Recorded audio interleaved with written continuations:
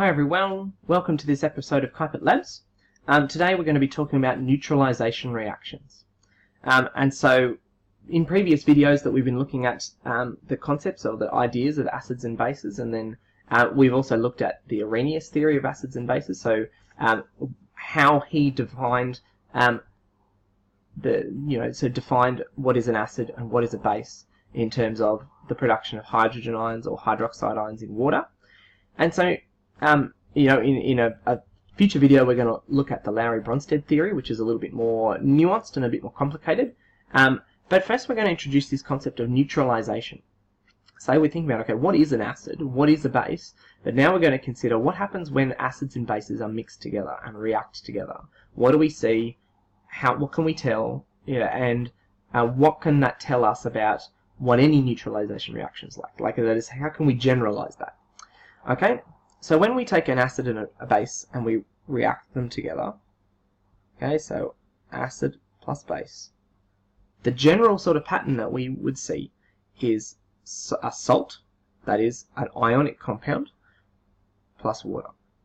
Okay, now remember, in everyday conversation when we talk about, use this term salt, people think about what we know as sodium chloride, but in our context we're thinking about any ionic compound.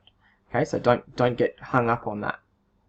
Okay, so what we're going to do in a moment is to think about, so we'll go through two particular examples that you see on the sheet. But so this could be any acid, this could be any base. Okay, and so therefore now we'll always get water, and then we can use, when we look at what we see as our acid and our base, that can help us to determine what our salt is going to be.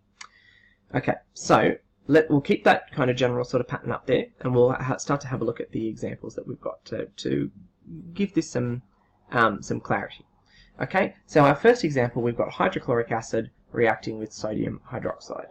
So, okay, we're going with neutral species to start with, just so we can kind of keep track of all the substances that we're making.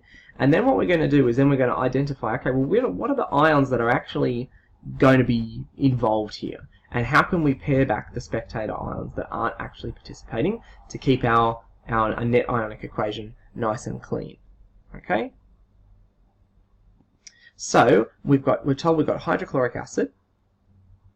Okay, now, and this will be dissolved in water, reacting with sodium hydroxide, also dissolved in water. Okay, and so then what we can do is, when we want to try and work out what the salt is, okay, we can look at the anion from our acid and the cation from our base and join them together.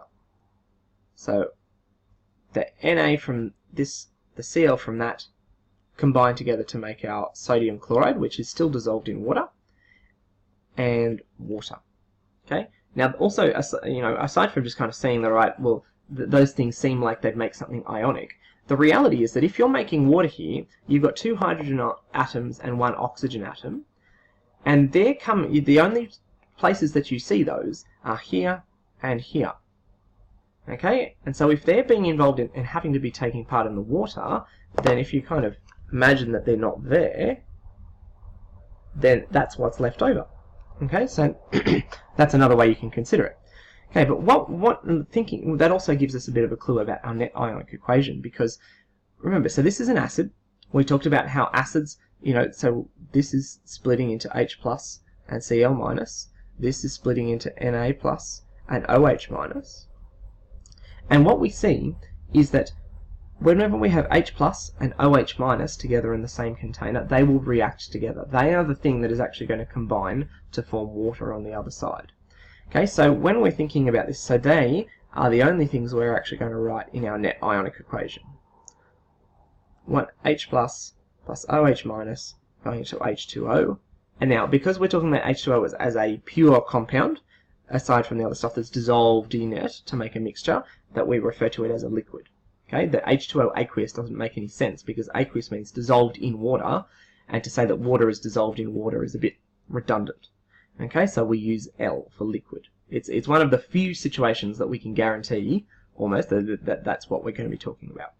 Okay, so we have our neutral species equation, okay, where we're showing the formulas of all the substances there, and then what you can see that the ions coming together to make our salt are left out of this equation. The reason for that is that these are dissolved in water, this is dissolved in water, so the ions here and here are already separate. Okay, and then over here we have this being aqueous, which means that these ions are still separate. So if we were to do kind of like a complete ionic equation where we separated out all the ions but we didn't exclude anything, we would see that the Cl- and Na+ and Na+ and Cl- are the same at the beginning and at the end. They're not changing. Okay, so that's why we pull them out to make this net ionic equation. Okay, let's keep moving to look at our second example. Okay, this has got a little bit more complexity to it. Okay, and then you can go on and do some practice for yourself. Okay, so we're told that we've got nitric acid, which is one I know which is a bit more unfamiliar to us, and then it's reacting with barium hydroxide. Okay, and we're saying that these are both aqueous. Okay, we know that we've got an acid plus a base gives a salt plus water. Okay, so we're getting H2O.